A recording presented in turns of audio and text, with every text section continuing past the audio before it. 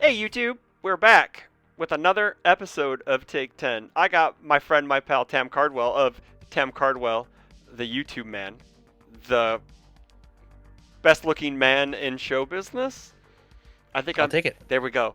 I just have my friends on. Everyone knows who Tam is, but do we really know who Tam Cardwell is? That's why I have him on the show tonight, so we get to know how Tam. I don't know. I'm just losing my train of thought. So we're gonna hop right into this. I butchered another Yeah, we intro. pre-show yapped for an hour and a half, Yeah, so yeah. it is okay I that have we're I have we're a little butchered gassed. the intro like always, but we always start with a nice icebreaker question. What'd you eat today, Tam? What's the last thing? I've made a change in my life. Okay, okay. I'm no longer eating potato chips. I'm What? no longer a chip snacker. They're gone. I'm not doing it anymore. It's over. Me and my relationship with chips, it's not happening. Oh man. I'm an almond man now. Oh, almond Here's- man. I'm an almond man now. It Okay. is here's these smokehouse almonds. This whole bag was like $11, and it has. I have nursed this bag for a week. I got a little bowl here that I put 20 almonds in, Yeah. and I'm chill for like 3 solid hours. I've been snacking Okay. on almonds. It is All right. such a change. Okay. I cannot recommend it more. What has brought about this change, if we don't mind asking? I was just like, I sit as my job Mhm. too much. Like I'm stuck in this chair literally all the time. And I'm like, Yeah. I got to do something about my eating habits, and like, little step forwards are just step forwards. And so just like, what's a small thing that I can do to change? Mhm. And so I will continue to drink 8 Dr. Peppers every day, and I will now give up potato chips, Yeah. which made up 0.00001% of my diet, Yeah. and I will now switch them to eating more, like a gratuitous amount of almonds. Yeah. So it's, You still get the crunch in there though, so that's the important thing. you get the crunch. Yep. It's salty. It's Yeah. smoky, and Yep. it feels like when you eat too many almonds, you're not like. At least I haven't found that point yet. Maybe that's 2 bags of Yeah. almonds. Maybe. So, all right. So to kick it off, first question: how'd you get into UVS? What kept your interest in the game, and what kept you here? What got your interest in the game, and what kept you here? Great question. As an old head, I was introduced to the game via the legendary wolf himself, Miles Tyler. Me and him, the first time I ever saw the game was I was playing at Krypton Comics in Omaha, Nebraska. Big shoutouts.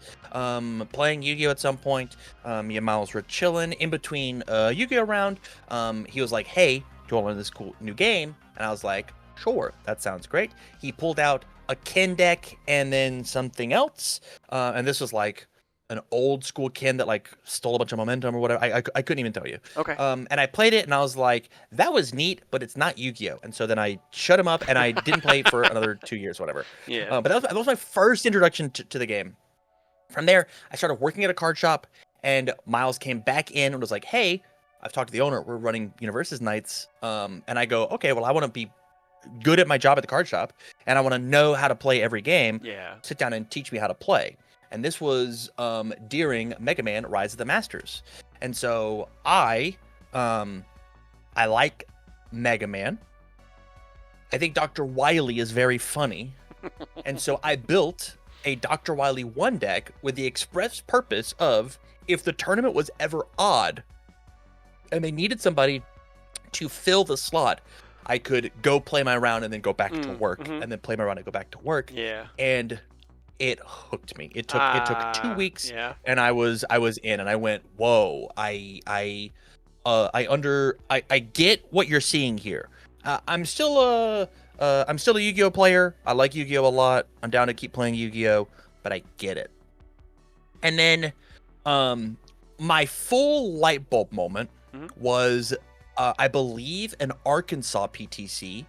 I had played my first ever built deck. It was a Lek Man.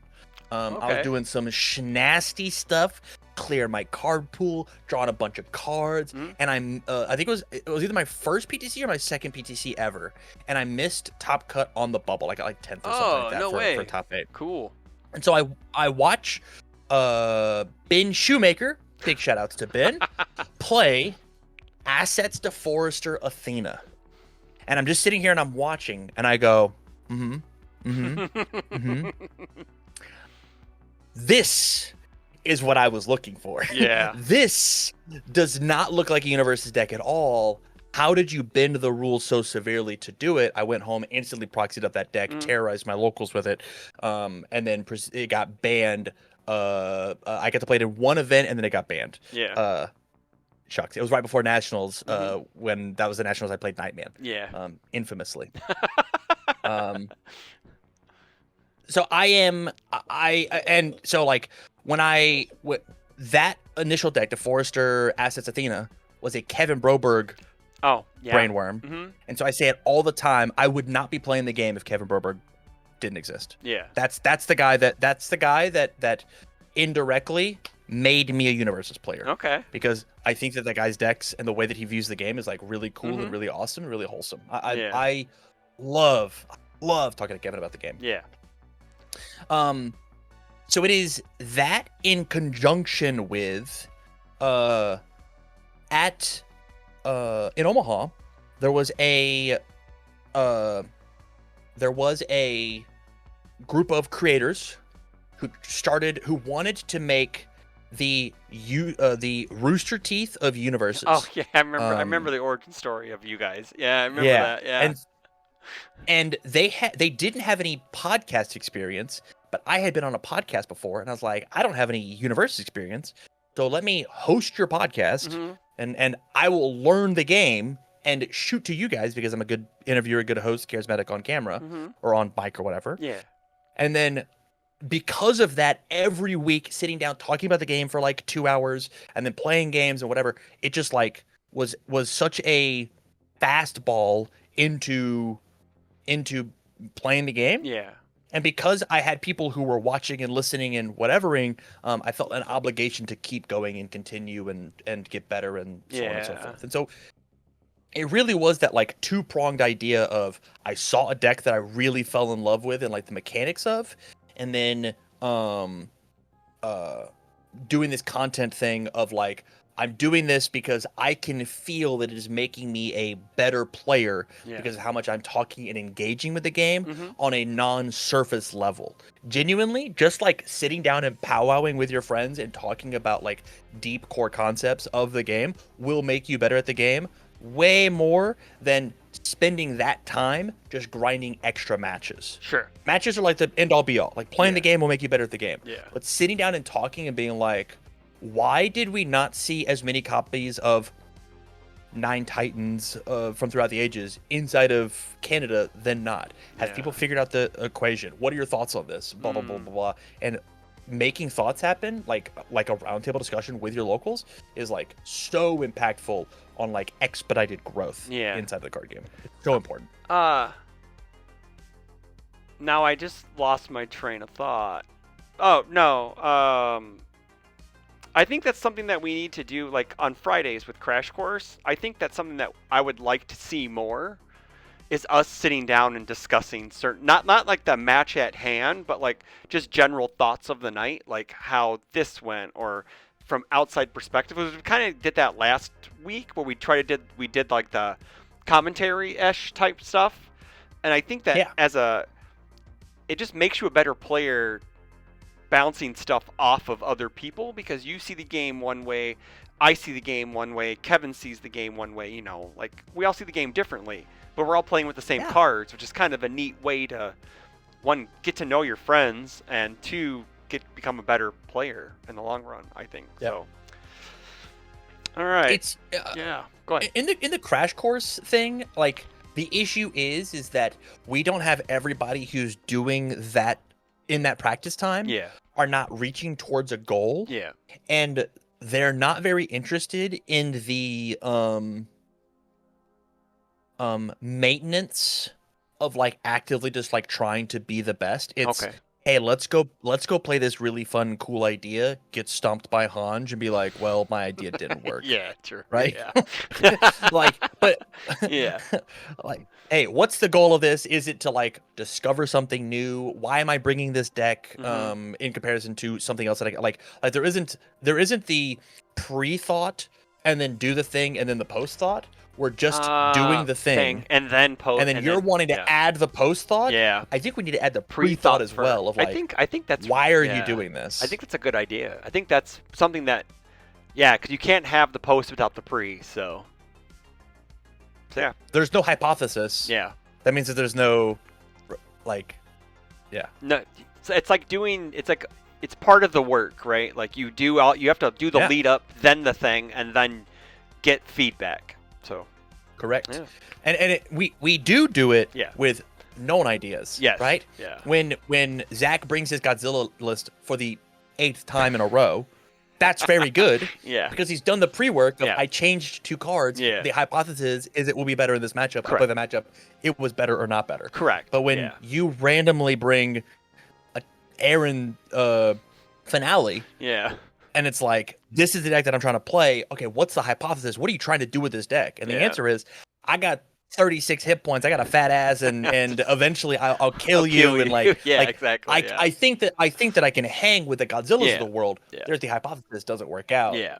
We don't know because we're just like slamming games because you're not playing until Worlds. Worlds, correct. Until, like, and then, but I think that also like, where's the onus on it? I think the other thing is too is that I need to be a better teammate for the guys who do have events, because I think also this kind of leads into other locals groups or whatever. You should be a good teammate and help your friends who are traveling to events, right? Like you should do that with your friends because they're your friends. You want them to do better. That's the point of a team. It's the point of the team. That's the point. That's the point. That's the point. Yes, that is the point. We're not just.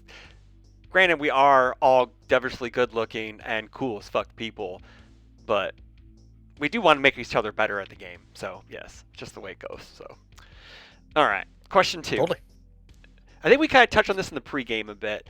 What's your opinion on the current design space for the resource symbols? Full attuned sets versus partial attuned and primary symbols, for example. I said it in the pre-show, so if you want to get the full explanation, you're going to have to go check the VOD over on Twitch for the 2 weeks that it'll be available. But my short answer is that I'm ready to get rid of resource symbols. I'm just ready to get rid of them. Please get them out of here, exclusively because I think that it is confusing for new players to have to live in both worlds, or say that Attune was an experiment. The experiment failed. That's okay. Eat your crow. Hey, we tried this thing. We gave it a real solid effort. It wasn't like a one and done thing. Mm-hmm. We did it over the course of 4 or 5 sets. We don't like it. It's not what you guys want. Run just resource symbols. We'll go back to the way it was. That was the correct way to do it. Yeah. Right? That's okay. Either way, I don't want this 1 foot in one foot in the other. I used to feel that way, and then I'm out. I want you to pick a side, pick a lane, and drive down it. That's what I want. I do think there's a different way for you to do attune symbols if you do it, and I think there's a different way for you to do resource symbols if you do it. Mm-hmm. I think that the idea, this is stolen from Flesh and Blood, of a back page is like really important, where it fills out the rest of the set for things not inside of the current set. So the way that Flesh and Blood does their sets is they are a class-based game, where it's a fantasy Dungeons and Dragons style game, where you have warriors and assassins and rangers and wizards. And they'll pick 3 to 4 of those classes out of like 12 that exist, and that's the set. The next set that's coming out is exclusively Brute and Guardian. That's it. There are 2 types of classes, and then each of those classes have a defining trait of reveled or reviled. Is that reveled is happy, right? Yeah. Like you're and then reviled. Where you're the bad guy. And so you have 2 of each. You've got a Revel Guardian, Revel Brute, Revile Guardian, Revile Brute. And then there's a slew of back page cards that the warrior class is getting 1 card as like a bonus. The wizard class is getting 1 card that's like this cool ultra rare, that's like really high impact, it's going to change up the meta for that class, but they're not getting the other 150 cards. Easily could do that. Imagine Attack on Titan. We do the 6 cards, or the 6 main symbols, that's what we're focusing on, and then we spend 50 cards cleaning up the other, the other resource symbols and giving them some attune stuff. Um, 6 is not the number that I want. I Yeah. wanted it closer to like 8. Yeah. I think 8's actually a really healthy spot for it to be. I think so too. But give me some back page stuff so that when I open up an evil card in my non-evil set, I go, oh, I've got the perfect guy to put it in. This is gonna go in my Devil Gen deck. Yeah. Sick. I'm Like, down. that's cool. Like, as an I almost said UniVersus, and an old versus system player, every set would have your main team. So like your Gotham Knights, Superman, whatever. Like then you'd have 2 bad guy teams. The last like 40 cards, 30 to 40 cards would be legacy content of other teams that weren't. So you get like the Teen Titans and the Justice League, and you'd have like Yeah. it would call back to other, not just other teams, but other deck archetypes. So like it would go, here's a new card for this deck, and here's a new card for that deck. Did they always work? Not always, but you got something, which is what I'm a huge lover of legacy content because it makes your sets just feel more robust. Like it makes your game just feel better because you're not forgetting about this other half of the game or this other side of the game that is not in the main core set. So it's just, Yeah. you had me at legacy content, man. I'm already on this. I'm already on board for this. So There's a like the pushback that you would get with this idea is that if I'm a Turtles fan, and we'll just use Turtles as the example, it had 8 symbols. Am I crazy? It had 8. Yeah, I had 8. Yep. If I start printing cards in the back with mono symbol of the cards of the symbols that like weren't in the set, and I only play Turtles cards, I legal just like I've opened up actual trash. Correct. Unless I want like homebrew an idea of like any card from the Turtle set can go in any character or whatever. To that answer, we've already have two great examples of a card with double attune symbols, and so just like put a second attune symbol on those cards and have it be that legacy symbol. Correct. Yeah. And like have it be the thing. Like a good and evil card. Yep. Is whatever, right? Yeah. Yeah. That would be cool. And that's the way that you fix it inside of the set proper. Is you just like put a little extra juice and just like give some love, and then you have a new player come in and be like, I don't know what this pitchfork is, and you go, oh, well, go back and look at a My Hero card or look to the future to a whatever, and like a Guilty Gear card or go look at a Guilty Gear card, or whatever, or Godzilla, you know, whatever, you know. So I think that's something that needs to be looked at, because I love legacy content. I've said it like 7 times already, so it's just Here's actually the thing that I care about. Here's my number one opinion. Go for it. I don't want to be able to tell which designer designed which set. I would like that to just go away. Yeah. I think that there needs to be like a blanket idea of like what UniVersus cards are supposed to look like, and the designers are allowed to play inside that box and bend the shape of the box. Yeah. But I don't want to go like, that's a Jeremy Ray set. Yeah. That's a Matt Smith set. Yeah. That's a Bill Stark set. Yeah. That's a Tim Friedlieb set. Yeah. I shouldn't be able to call that shot. The whole team should be working together. I'm not saying that they don't. Yeah. But the whole team should be working together to make sure that the person at the very final end of the product takes a step back and looks at the forest for the trees and goes, this looks correct. Everything inside of it, from the leaves look like UniVersus cards to the forest looks like UniVersus cards, and it's all UniVersus, and UVS Games made this, not X Tim designer Friedlieb, or Jeremy Ray, whatever. and Matt Smith. Yeah, I agree. Put your spice on it, but like I shouldn't be able to tell. It should be a love letter to what it is that you want, not Correct. a holy cow. It's very obvious. Not a who did hammer. This It should be idea. a scalpel, not a hammer. And the fact that we keep changing how resource symbols are printed and put on cards is one of those things. Okay. Like the difference between Attack on Titan and Critical Role is that change. Yeah. It's very obvious. This person designed this and this person designed this. Yeah. Unify it. Make it what it's supposed to be. Sure. Agreed. All right. Question 3. With your past experiences with martial arts, what translates over to playing card games? Any practices or habits that you've carried over?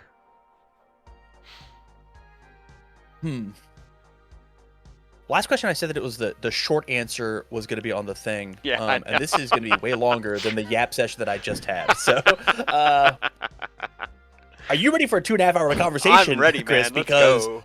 this is I saved this answer from how did you get into UniVersus to this. This is actually the real reason. Okay. This is what clicked. UniVersus and martial arts, the concepts are so incredibly similar. Okay. They're so similar to the point where when I was still teaching martial arts full time, and I was a full-time creator over at TC University, I would use card game UniVersus analogies in my teaching. Okay. And I would use martial arts analogies in my UniVersus content. Okay. Like so much. The idea of like, when do you take turns is like in fighting, you take turns. Yeah. Like I throw X amount of moves and I am the active combatant. Yep. And then I have to take a break because I have a limited amount of energy, so I have to then pull back, and now I'm the defending. And we literally take turns in combat, and like reversals are taking turn inside of someone else's turn. Yeah.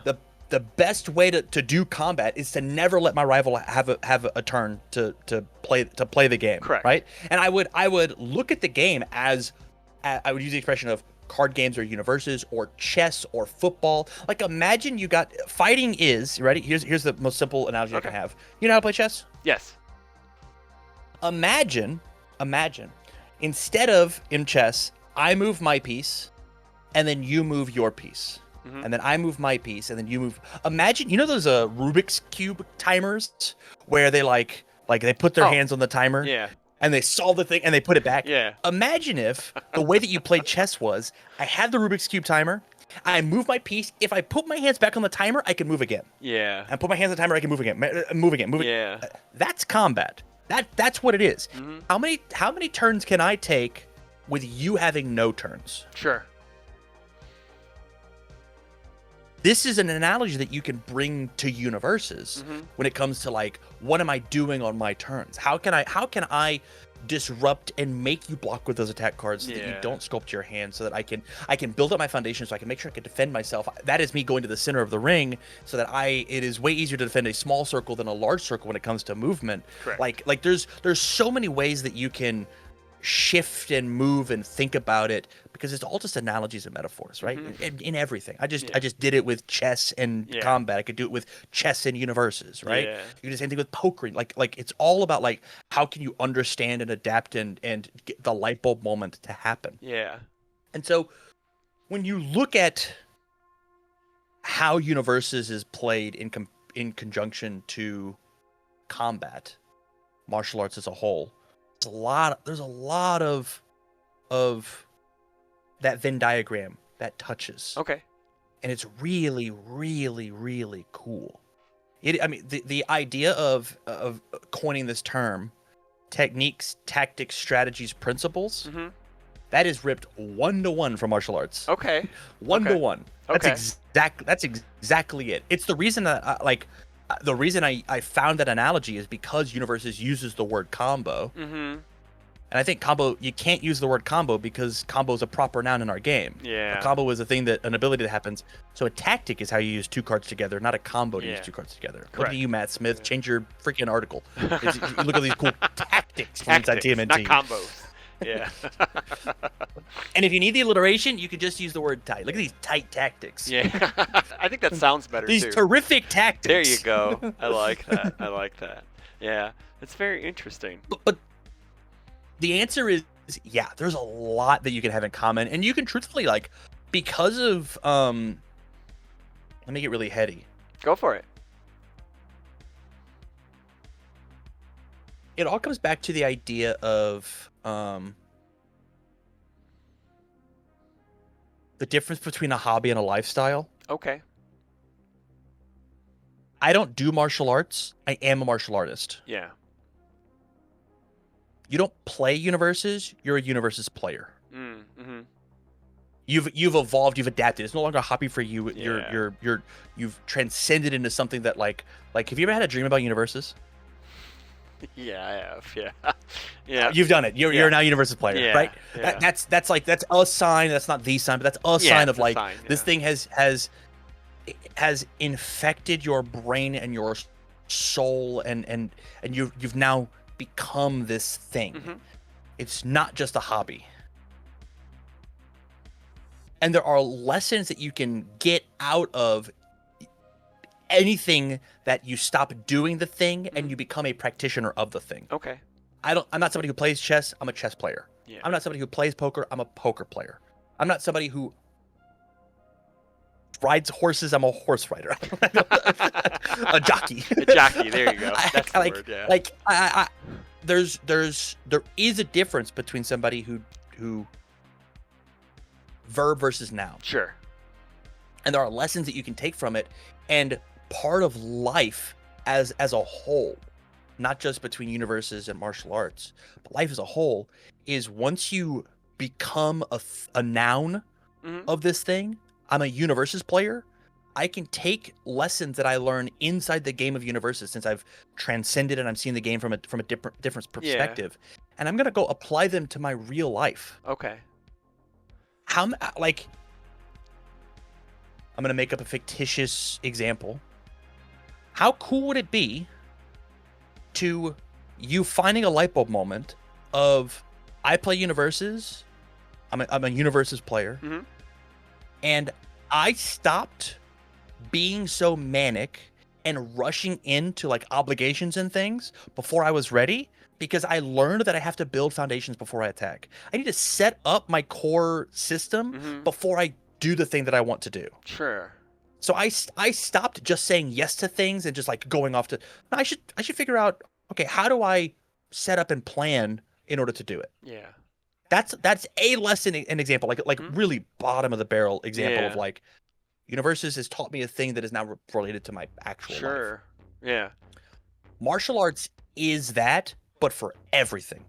Like, Okay. if we want to talk about martial arts for like an hour and a half, we could do that right now. Yeah. Yeah. But like, it's very, very easy to have this thing because of like the idea of martial arts. So I used to teach martial arts to 3-year-olds. Okay. When I taught martial arts to 3-year-olds, I did not teach them how to punch and kick correctly. I taught them how to be good people Yeah. with the guise of martial arts. Yeah. Right? Like you don't Timmy, I'm gonna teach you the 9-palm death strike or whatever. Like that's not what it is. I'm gonna teach you how Yeah. to pay attention Yeah. and focus on something for Mhm. 90 seconds straight without, having to watch Subway Surfers. Yeah. Like that's what I was teaching in martial arts. Okay. And I could take that same idea and now apply it to UniVersus. Okay. Chris, what's the difference between focusing and paying attention? Can you describe those two things for me? Well, I would say focusing is more attentive. Like you're more, without using the word in Don't the use the word definition. focus. I can't use the word Yeah. focus in the definition because it doesn't Mhm. matter. I think it's just being. To me, they're kind of the same thing. But I think one They're is close. They're so close. I think because I could pay attention to one thing while doing something else. I think focusing is just focusing on. I'm using that. Can't you do that? You are channeling all your energy into one thing and just that one Love it. thing, instead of You're totally right. splitting off. You can pay attention Yeah. to multiple things. Correct. You can only focus on one thing. Yeah. When you play UniVersus, you have to focus on the current attack being played and the ideas. You have to pay attention to the enhances that are being played. Correct. Yes. Yeah. If you don't pay attention to the things that are happening around you, you're going to skip an enhance or a block step or realize that. Yep. There it is. Yep. What's the difference between I had one more. What's the difference between control and choice? That's a tough one, because control doesn't choice necessarily doesn't mean you're in control of that, whatever you're choosing. So I'm gonna let you answer this one because this one's tough. Sure. I'm gonna let you answer this one. It's tough It's tough. because there isn't a difference. Okay. There's Okay. no difference between control and choice, at Okay. least when it comes to martial arts. Okay. Right? And that's the main example that I have. Okay. If I have control of the situation, I have a choice in the situation. Mm-hmm. If I don't have control of the situation, I don't have a choice. Yeah. Control decks in card games, the entire idea of having a control deck in a card game is to limit your rival's choices. Sure. They're the same thing. Yeah. When I take and I play Midoriya and I put up a bunch of foundations that say you don't get to play the game, and I have Midoriya that says I flash your first move, and I've got Aries Smiles that says that you have to play this, I've taken away your choice. Mm-hmm. I've taken away your control. Yeah. These are exact one-to-one references of martial arts. Okay. If you want to be very good at martial arts, you take away the control, which means you take away the choice from your rival. Okay. You're here to hear first, folks. Tam said you can be a martial artist by doing that, by playing control decks. Void control UVS, you won. You won life. That's sorry to that is sorry certainly to, a way to do it. Sorry, no, you're totally right. Sorry to hijack your answer, but yeah, go ahead. Finish. You're right. Finish You're already a yellow boat. You've done it. Yeah, there's the blessing. yellow bot. Yeah.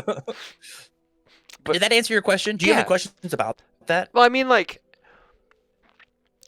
I kind of knew, like, with, because we base our base game is based off of fighting games, which are based off of martial arts. So I figured there would be a lot in common, but not that much in common, right? Because we're a card game that's a physical activity, but like, you don't need to be a physical activity or a card game to have the same ideas or concepts, I guess. Like they have as you said, the Venn diagram is covers each other, right? Very closely. So, no, I love that. I think the only difference between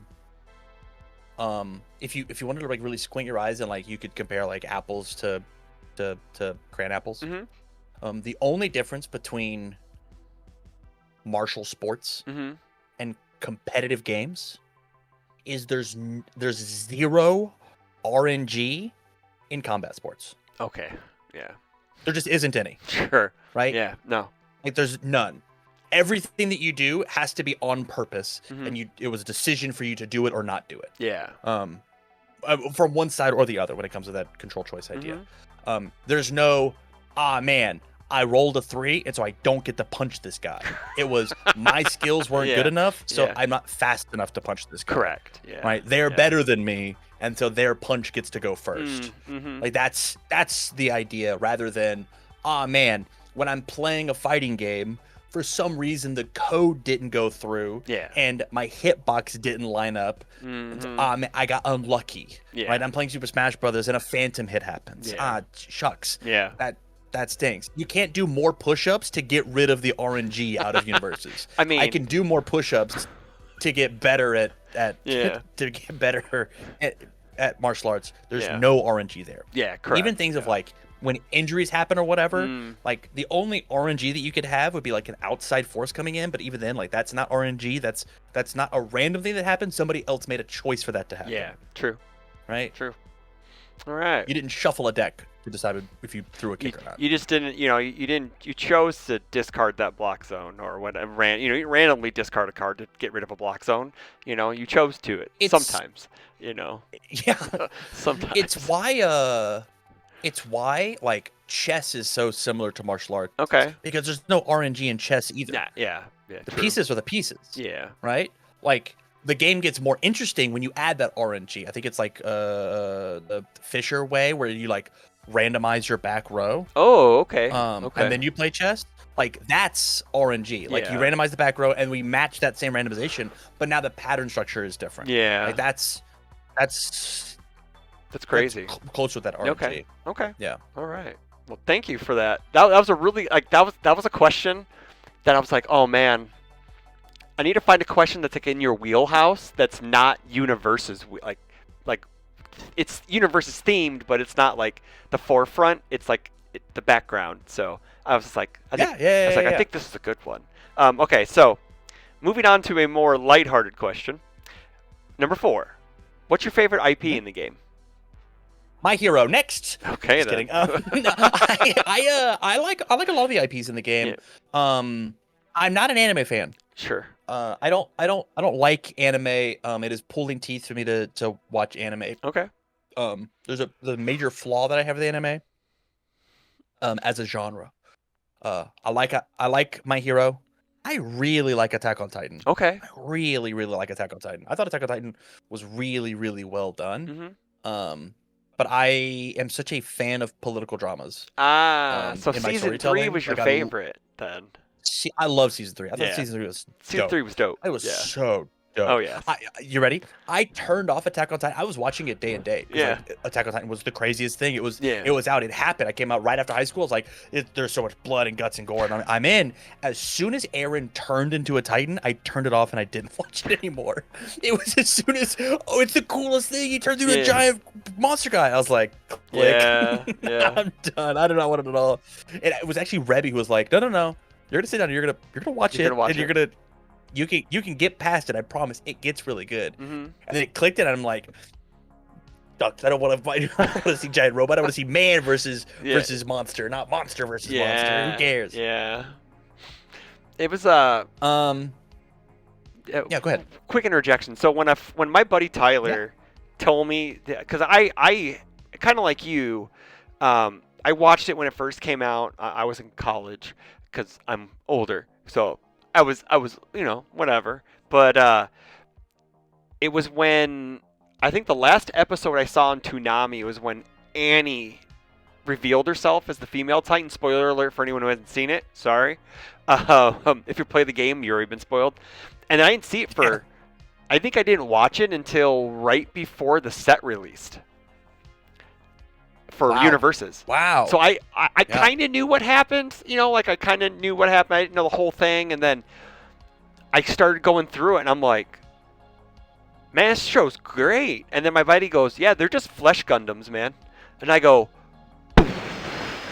and I just like, you were correct. Yeah. It's just a Gundam. It's just a Gundam themed differently. That's all it is. And I'm just like, it's just Gundam themed differently. I'm down because I'm a huge fan of Gundams. Gundam Wing specifically because Toonami. But anywho.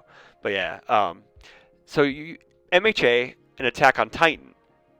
Those are the number 2, and those are the only ones, or like what's the tip top of our IPs that you have? If you say if this one was not in it, like you would actually miss it. That's been in the game, right? Like I'm sure it's probably Mega Man, right? Is Mega Man your all-time favorite? Mega Man got me into the game, but I don't think it's my all-time favorite. I actually think that it's just My Hero. Okay. Like I think like. I love Midoriya as a character so much. Sure. Yeah. Of like this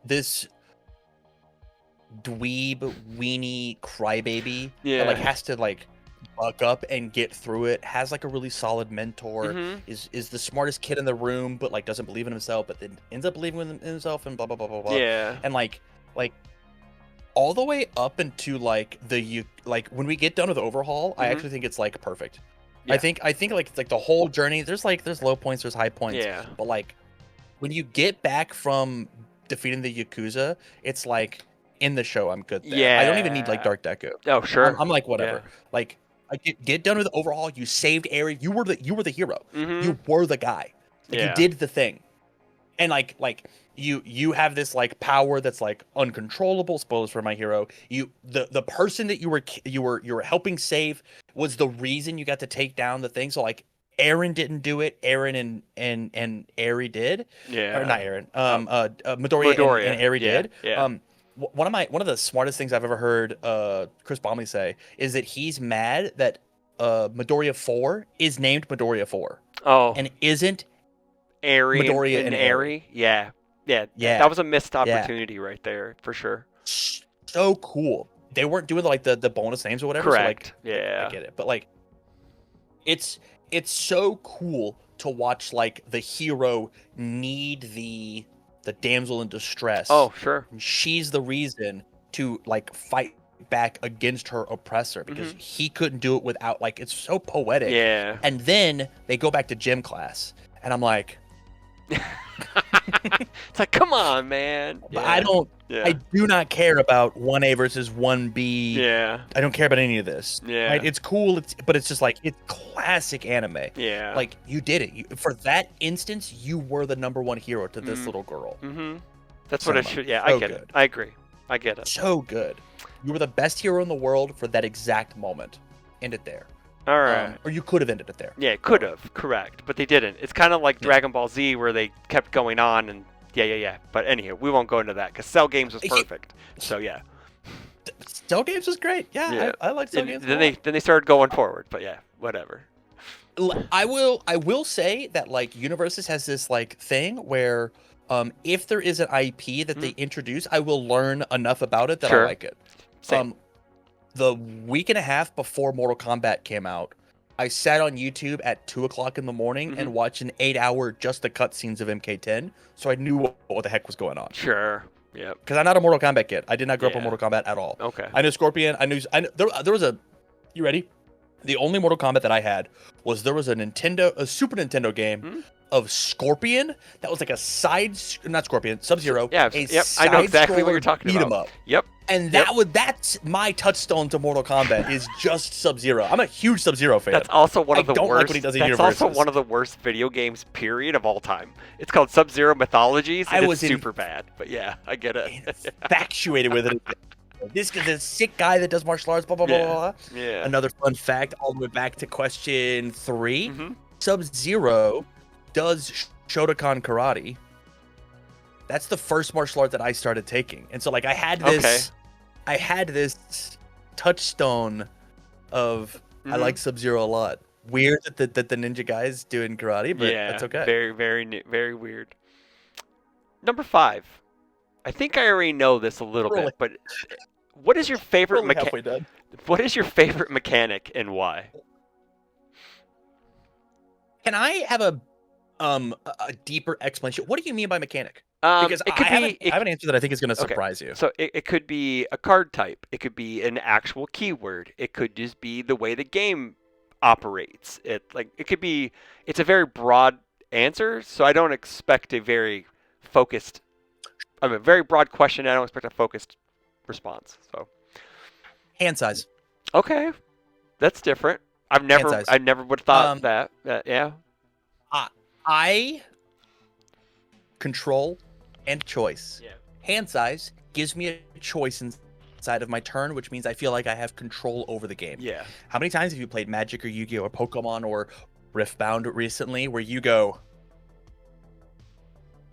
your turn? That sucks. That sucks. Yes, That's not fun. Yeah. I'm not playing the game with you. Yeah. When I draw 5 fresh cards and I held one and I go, I've got choices. Yeah. I now get to articulate and figure out how does this turn work. And I'm playing a lot of action, APT, actions per turn. I know actions is a word in the game that's a proper noun. I don't have a better word for it. It's not cards per turn. Aren't they buttons that we have? Aren't they Brobergs per minute or Brobergs per turn? Isn't that a way to call it? Brobergs per turn, sure.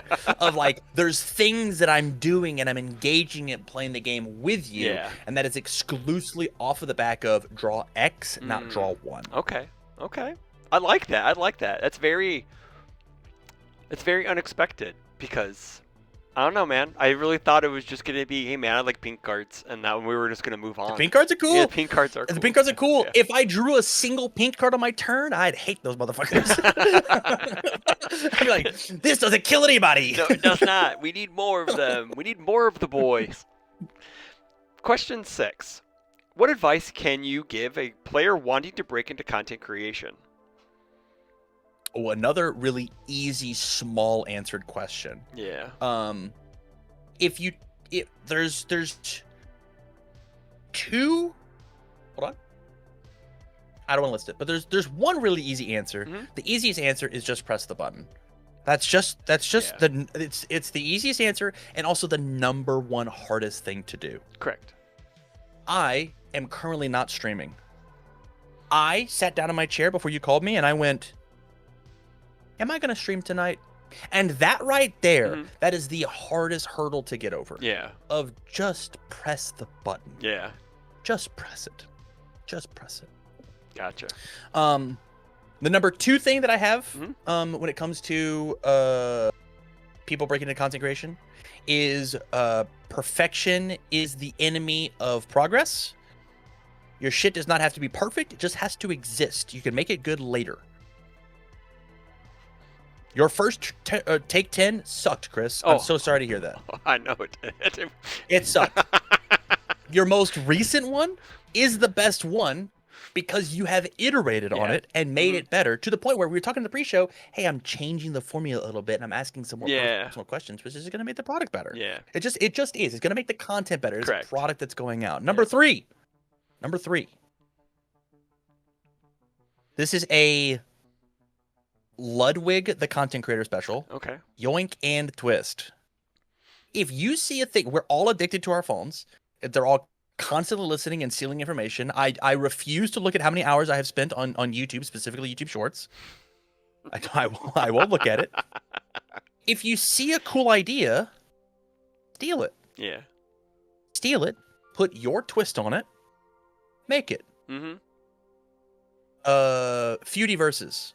Oh, yeah. That show was stolen from one of my favorite content creator groups, Kinda Funny. Okay. They're a video game show, and they do this idea of they play their own Family Feud, Mhm. and they've got a bunch of different extra games that they play where like they do like one of the best Jeopardy categories is like the two matchup words. Oh, sure. Right?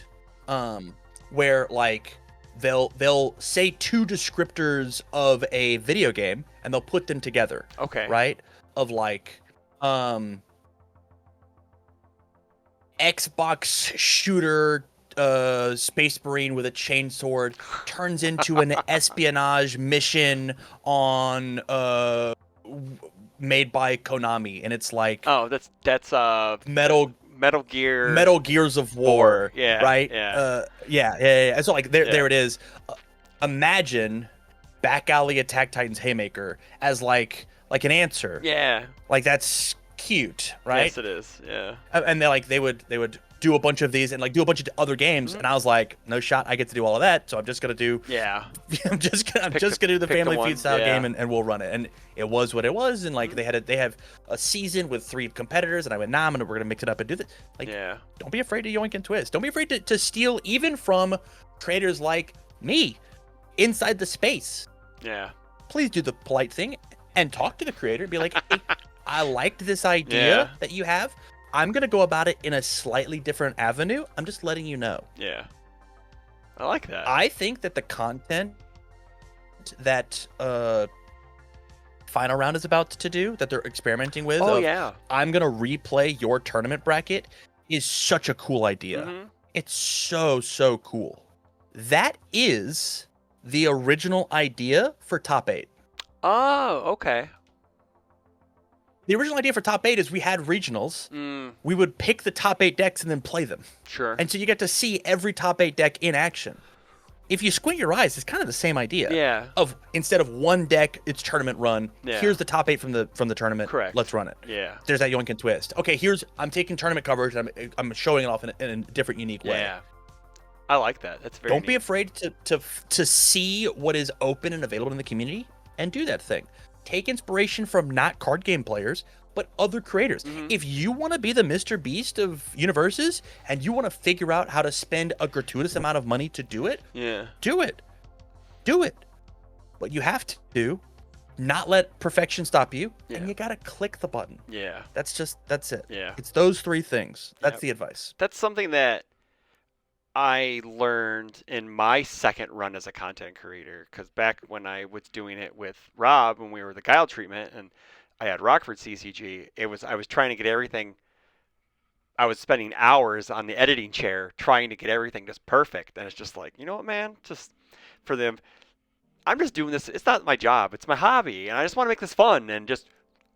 And I've cut my, I've made certain concessions in this run of content creating, like pushing the button. Don't let perfection. I don't need to be perfect. Like My first take 10 with Justin Birch, the first 5 minutes was completely silent because I didn't have the sound out correctly. So, and you've learned, and you've got to make. I think it's you need to fall and get back up to get better. Like, you make mistakes, it's just gonna happen, Yep. So. It is absolutely gonna happen. I've lost hundreds of hours of footage due to technical errors on my end or the computer's end or whatever. Like, it just happens. I will say that, like, to swing the pendulum the other way, of like, it's okay to not be perfect. It's impossible to coast uphill. Oh, sure. So if you want to get better at a thing, you do have to put effort in. Correct. Which is like constantly be looking for like little small improvement things to pedal that bike just a little bit. But you don't have to. You're not racing anybody but yourself. Correct. You're not. You're racing. The only person you're racing is your own pride. And so just pedal enough to keep going uphill without trying to coast. Because coasting is not okay. Yeah, I get it. I agree. Like eating almonds instead of potato chips. Little steps forward. There it is. There we go. Full circle. Yeah. Full circle. So number 7. What can or should UVS Games do to improve its regional viewing experience? Tough question. It is. Tough question.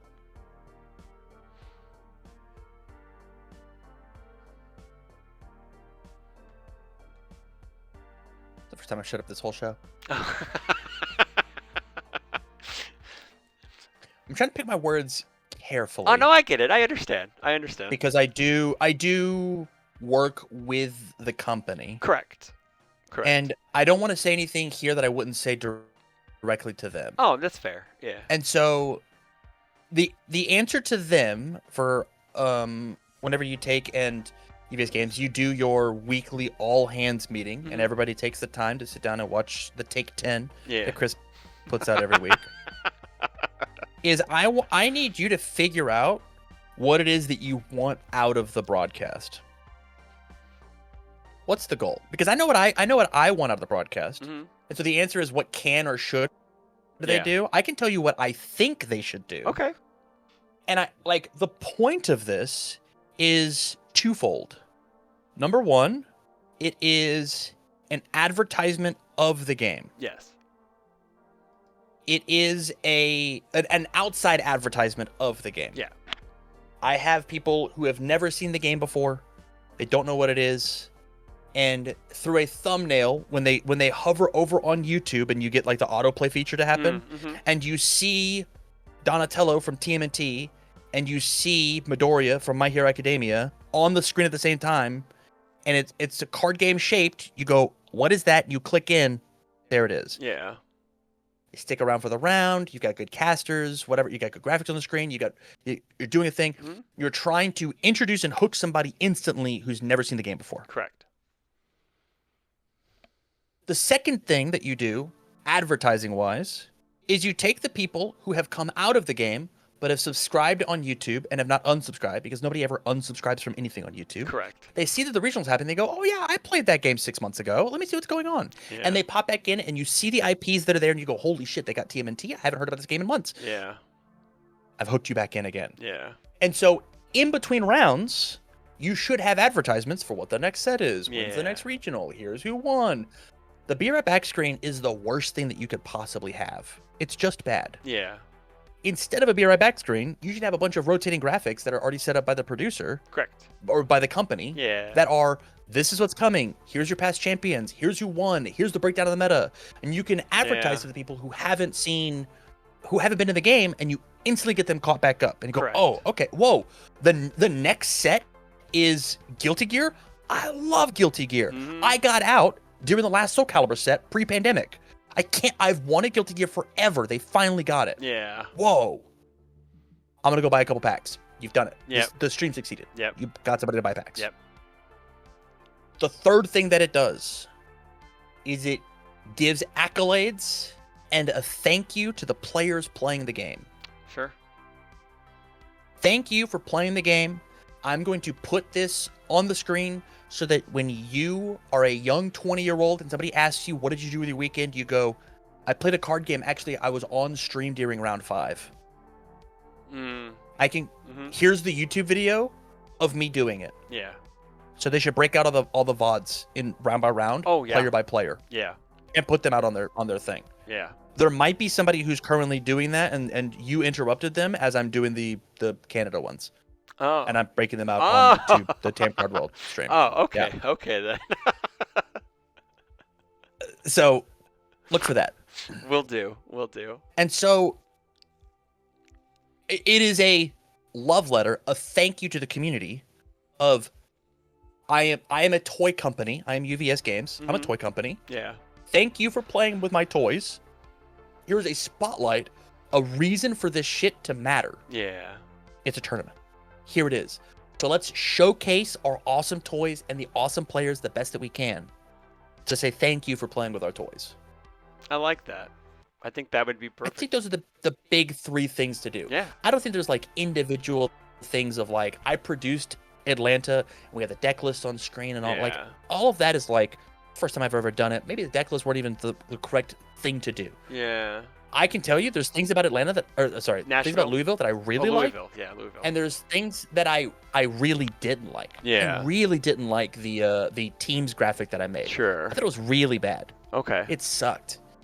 It was really, really bad. We got to the there were so many teams that had 5 or more players at the event that I couldn't bog down the start of the tournament showcasing 14 graphics. Yeah. We had to sparse them out over the thing. By the time we got to one of the teams, their entire team but one person had dropped. Oh my gosh. Which is like doesn't look good. Yeah. Like they had a bad beat day. Like that happens. There's one winner in the room, and on round 6, I went, look how shit this team did. I gotta fix it. I gotta figure out how to do it. Yeah. And so like, what are the individual things that they should do to improve the regional? It's just like understand what's the point of the stream. Plan for what's the point of the stream, execute on that point of the stream, and then did I do the thing? Cool. Yeah. Be a team. Yeah.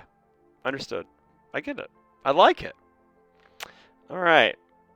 Number 8. We are on the last 3 questions, I promise. Number 8. You get your choice of 2 players, can be current or retired, to pick for a team's event. Who are they?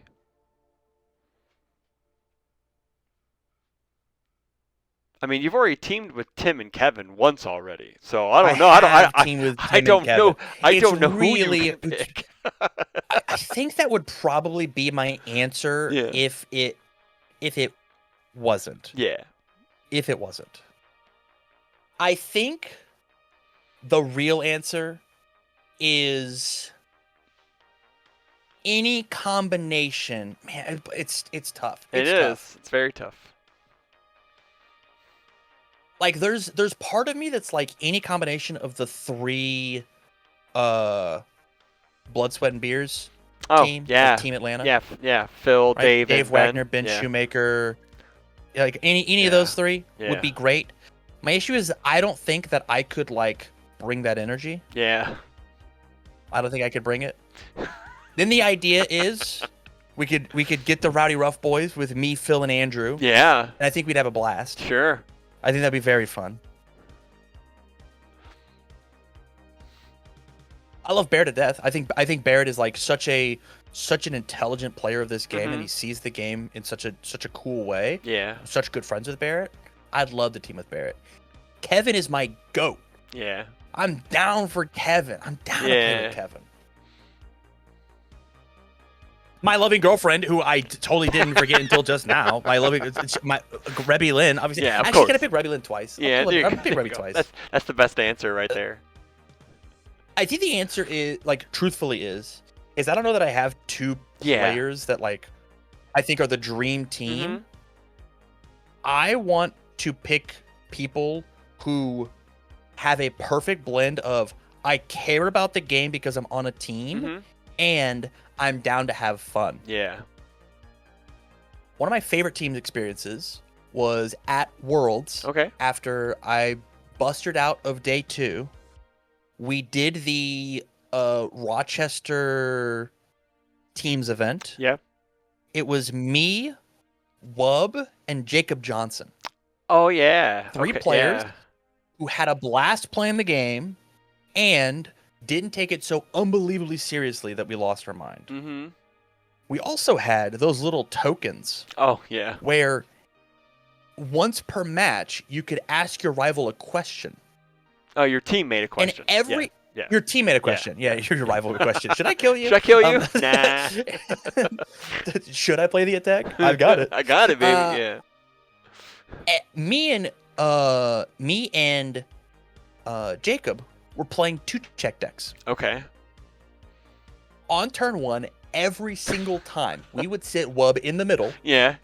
On our build, we'd go on a 2, on a 2, on a 3. I'm gonna cash in my thing. Wub, you have to make my control check for me.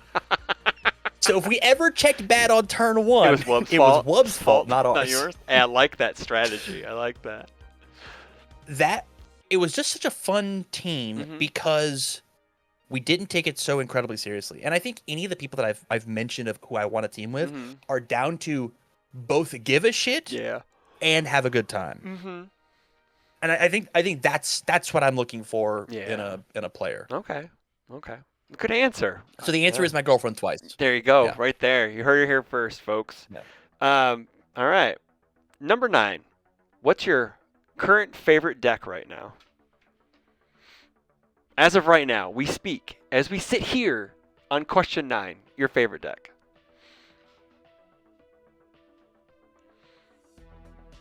I think that my favorite deck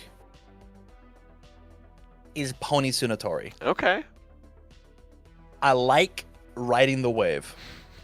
I like the mechanics of clearing my card pool and redrawing cards and trying to play the mini game of when I Hunter's Ally, what do I bring in? I've got a slew of choices. Is the correct choice the frog, or is it Science Bros, or is it defensively bringing in Shobijins?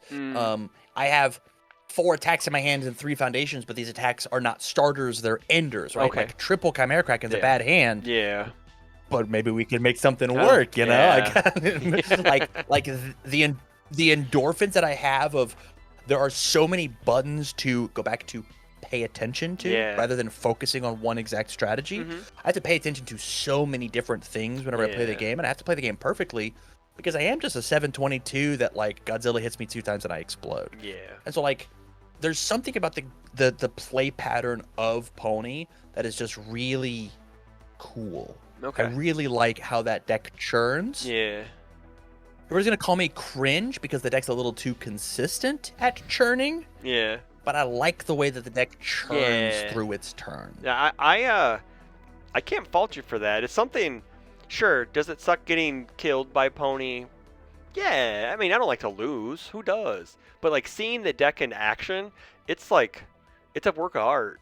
It can be like when the turn happens and you're just like, okay, all I need you to do is to not draw another attack. Okay, you drew another attack. Just don't check a 5. Oh my God, you checked a 5.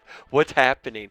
And it's like when you, and the best part is when you know they haven't played every lethal slash in the deck yet.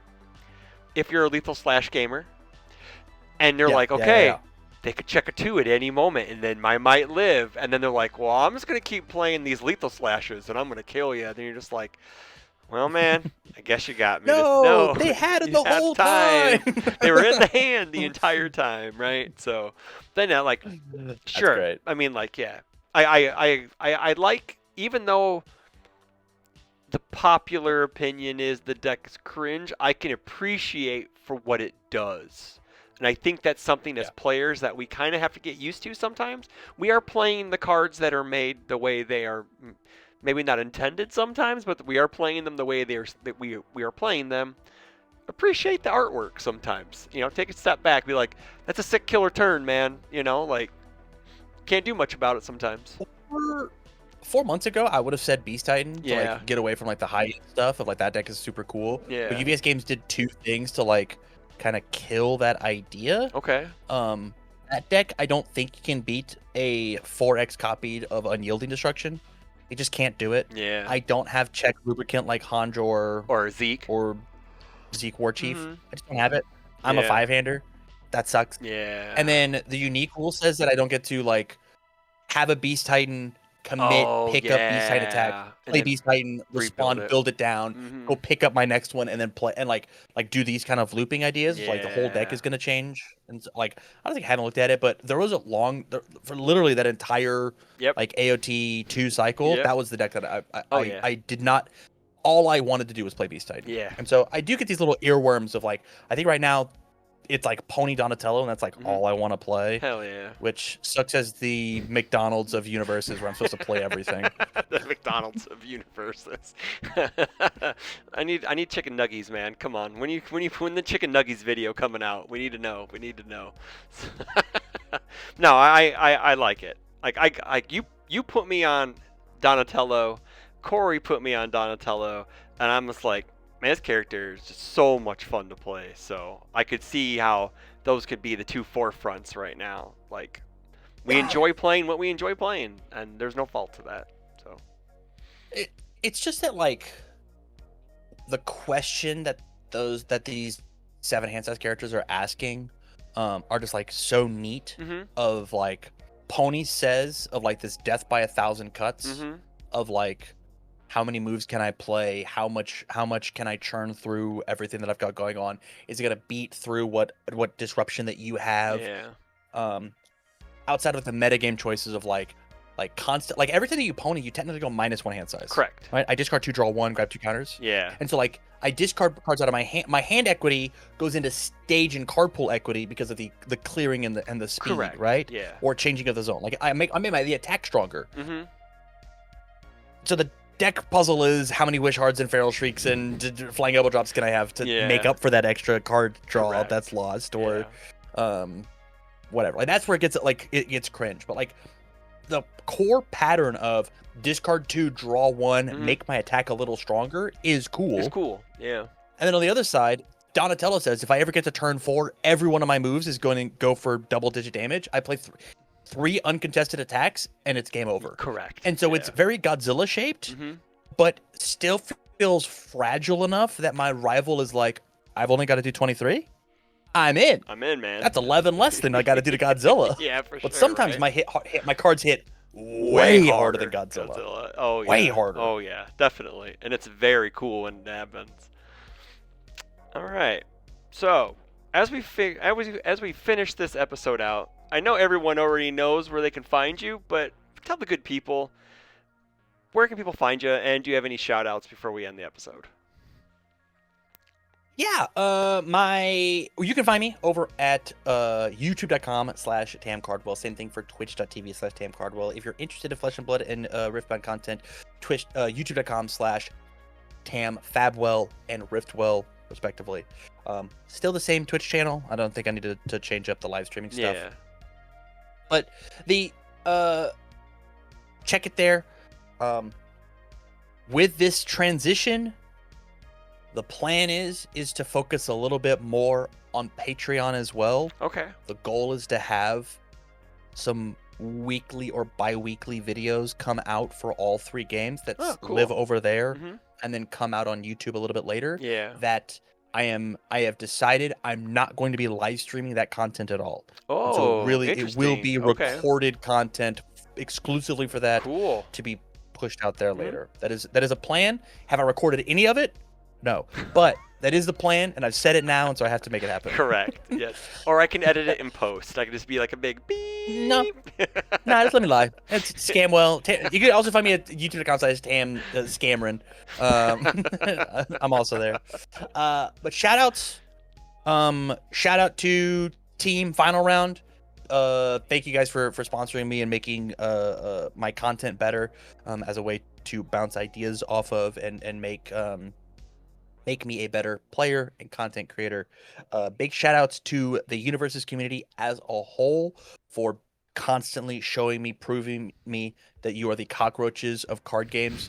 No matter what happens, no matter how many times you get stepped on, you will come back and you will love the community, and you will love and support creators like Chris. You'll love the game, and you'll do it for the love of the game. So I appreciate that. It really is crazy how the fact that you guys let me have a full-time job because of the love and support that you guys show for the size of the game that we have. Correct. Yeah. It's humbling, and I cannot be more thankful, truthfully. Hell yeah, man. And then my last shout out is to Chris Smith for inviting me on the show for Take 10. I appreciate it, man. Yeah, without the host, none of this stuff matters. I know. None of this stuff happens. I appreciate you too. Thanks for clicking the button. Thanks for coming on, man. It's just like the Obama giving Obama medal time right now. So it's just final round on final round. So it's just yeah. Yeah. So well, like I said, it's a long time coming.